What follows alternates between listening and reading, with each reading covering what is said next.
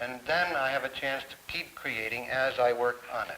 This is a constant source of idea for you? Yes, this is my point of departure book, so to speak. Imagine how interesting it'll be 100 years from now to have the artist's story in his own words. Interviews with living artists are being carried on by the Archives of American Art.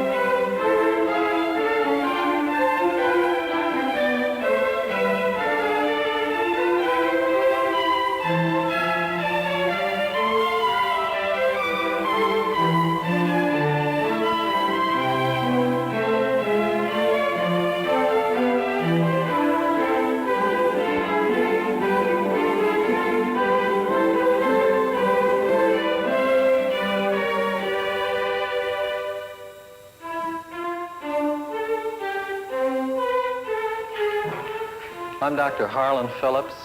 I'm at Cranbrook. The purpose of my visit today is to talk with Julius Schmidt. Julius, I wonder if you'd tell me the origin of your interest in metals.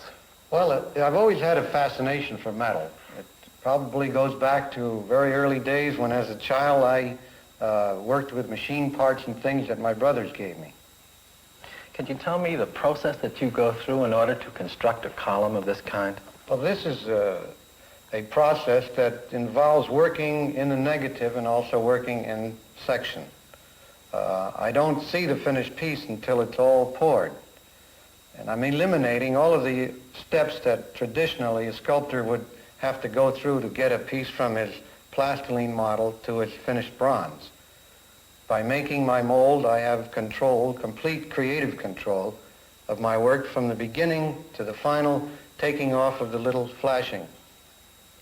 So I understand that you're concerned about metal, even goes to the point of creating your own alloys. Yes, this is part of my desire to have complete control again, right to the making of my own alloys, to get a golden yellow like I have in this case, or a very deep, warm bronze like in the case of the relief.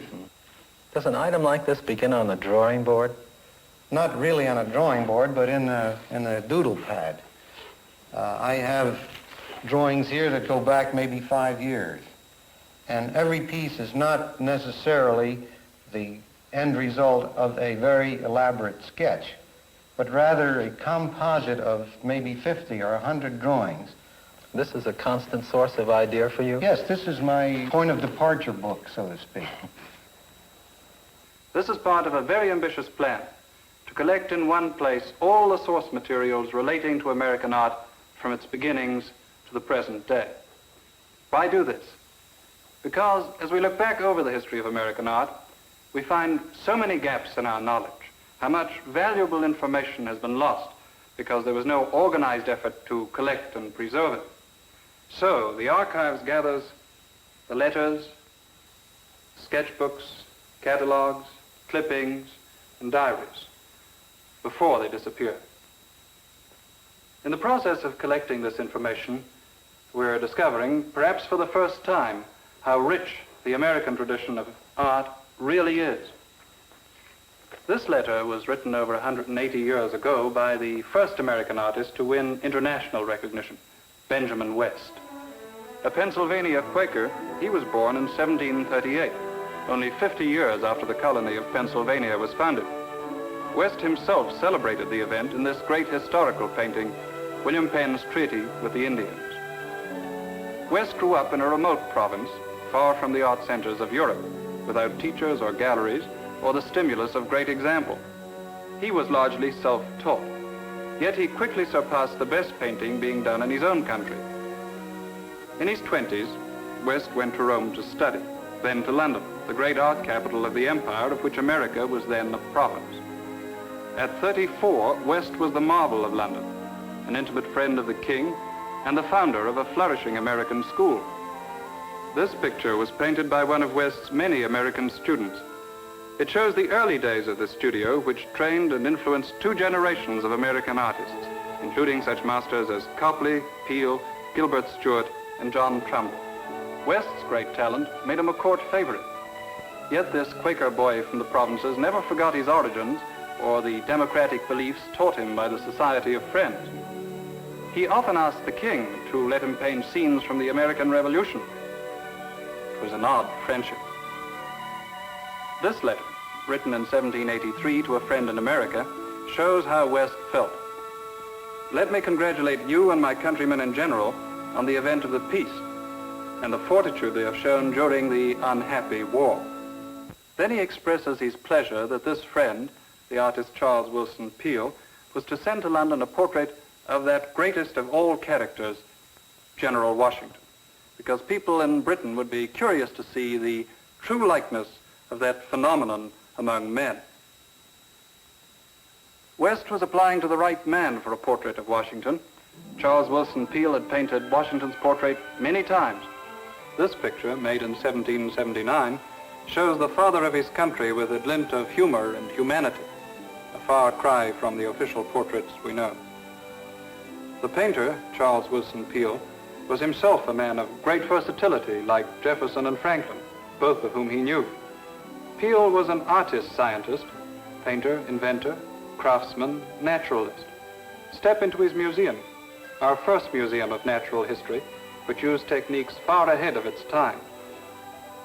Peale would carve animals and birds out of wood, with ribs and muscles meticulously contoured. These he would wrap in their proper skins and exhibit in their natural habitat. The museum filled most of Independence Hall in Philadelphia. The feature attraction was the skeleton of the mastodon, which Peale discovered and described in this remarkable painting.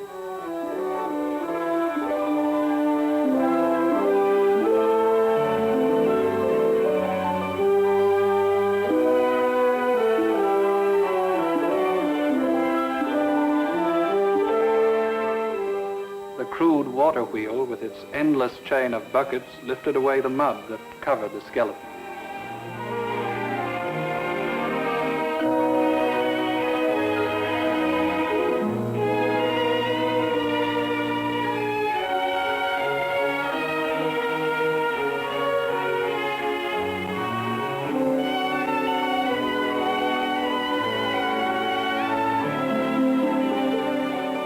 Peale gave his children great names to live up to. Rembrandt Peale, Rubens, Raphael, Titian. All of them, in their turn, made fine contributions to American art. Americans had always been self-reliant. With independence, we became self-confident. In the early 1800s, as the frontier began to move westward, we looked less and less to Europe and more to our own resources. Thomas Cole, the leading spirit of the Hudson River School, was almost entirely self-taught. His pictures described the vastness, the loneliness, the wild beauty of a land where, to use his words, a man might speak fittingly to God. Cole's pictures of the American scene, as yet unspoiled by mines, factories, railroads, and cities, had enormous appeal to a people awake to the promise of their country.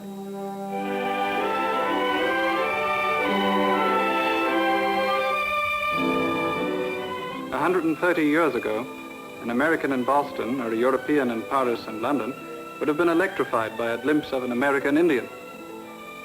Indians in the Wild West fired their imaginations just as astronauts in orbiting satellites stir our imaginations today. George Catlin, who painted Little Wolf, was the first artist reporter to penetrate the far West. Chiefs would come and stand outside his tent in full regalia, waiting their turn to be painted. They thought Catlin was the greatest medicine man of all, because he could create a living being with only a brush and a box of colors. Catlin lived with the Indians, learned their games and skills, while he painted their way of life. He visited no less than 48 continental tribes, often going where no white man had been. The fur trapper was the first resident on every American frontier, from Virginia to the Pacific Northwest. This way of life vanished before the gold rush, yet, thanks to the artist George Caleb Bingham, it remains vividly before us. Bingham was himself a product of the frontier, a self-taught painter in the saddle. He delighted in election scenes that showed the rough and tumble democracy of the frontier.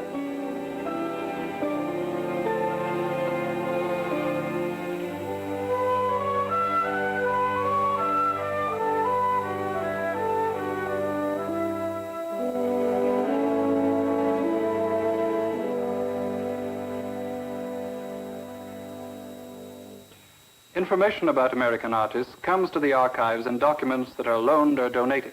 Sometimes they're bequeathed, sometimes purchased. 5 million separate items have been processed. All have been put on microfilm for a permanent record. For example, here's a sketchbook of Worthington Whitridge, dating from the 1850s.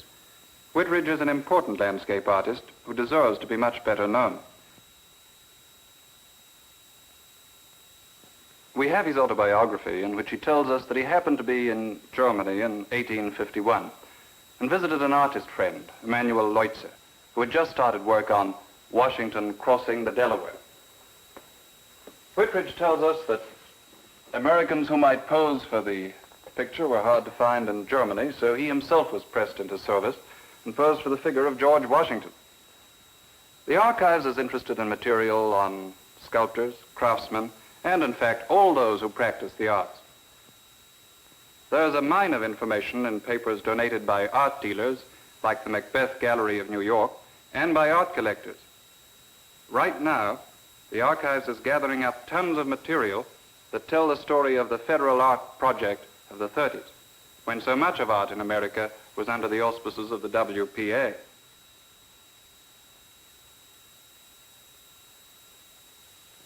The scholar who uses this material is only the first among many who make us better aware of our history and ourselves. What goes into the books he writes hopefully percolates to the general public through magazines, newspapers, exhibits that use the findings of the scholar. In other words, he develops seed for others to broadcast. The archives was begun by a scholar, the author of 5 works in our art history, including this definitive study on painting in America. Dr. E.P. Richardson spent 11 years getting material together for this book. He has been director of the Detroit Institute of Arts and is now director of the Henry Francis DuPont Winter Term Museum in Wilmington and of archives research. Dr. Richardson, what gave you the idea of starting the archives? 2 things. One was that in a lifetime of studying American art, I found that in a country so large as this, you spend too much time and too much money just locating the documents you have to study to work on an artist. They're scattered from Maine to California and everywhere in between. There was need for a research institute of some kind that would try to bring them together in one convenient center of study. I can understand that. What was the other reason? Modern technology. In other fields of thought, the sciences, war, space exploration, business, modern technology has given people wonderful new tools that enable them to break through to new levels of usefulness and make marvelous new discoveries. I thought there might be something in technology that would help the scholar in the arts and humanities.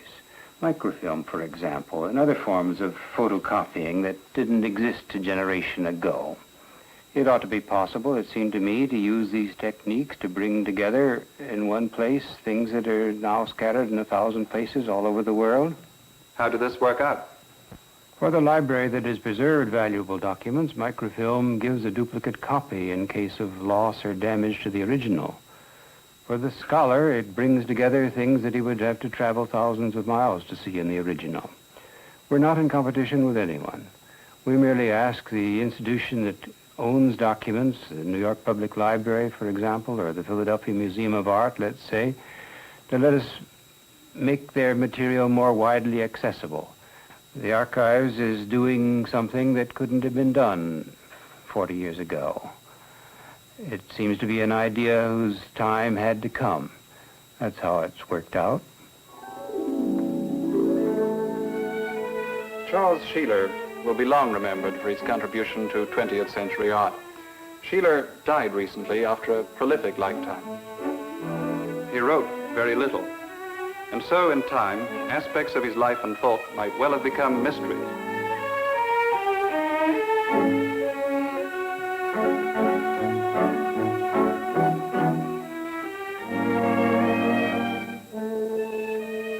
Except for this, the archives had lengthy interviews with Sheeler, and they were recorded on tape. When they were in residence there, it was very nice. It was off the beaten track and a very lovely place. Well, I painted those 2 pictures for her. And while I was there 3 months. I went just there 2 for Christmas, and I came back at the beginning of April. And while I was there, I lived in one of those little brick houses that sort of built into the wall of the governor's palace. He turned out to be a fine conversationalist, and a candid one, whose spoken words, now permanently preserved, are a valuable record of his life and times. The Archives plans to do the same with many other leading artists of our day. Another area of need which the Archives hopes to fill, books. See how many books have been written about Picasso and other European artists. Many of them are fine works, but they are mining and sifting the same ore, rich though it is, over and over, while works on American artists are few and rather far between.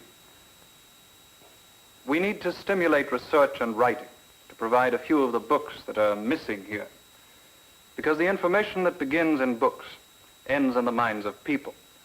Books are sources for teachers in the schools, for magazine writers and editors, for newspapers and exhibits. Books are vital in creating and keeping our national tradition, which is what makes us strong as a nation. So whether you read them or not, they affect you and the life around you. To do the job that has to be done, we need funds. Funds are needed to collect and preserve the documents and save them from this. Funds are needed to continue the work of interviewing living artists and preserving their records. Funds are needed for work that has the spiritual values of America at heart. In that cause, I ask you to remember a name and address. The Archives, Detroit, Michigan. That's all the address you need. Remember it. And if you will, send a contribution to its work. Your funds will be used to preserve and to spread what is very precious, what critics say America lacks, our spiritual heritage.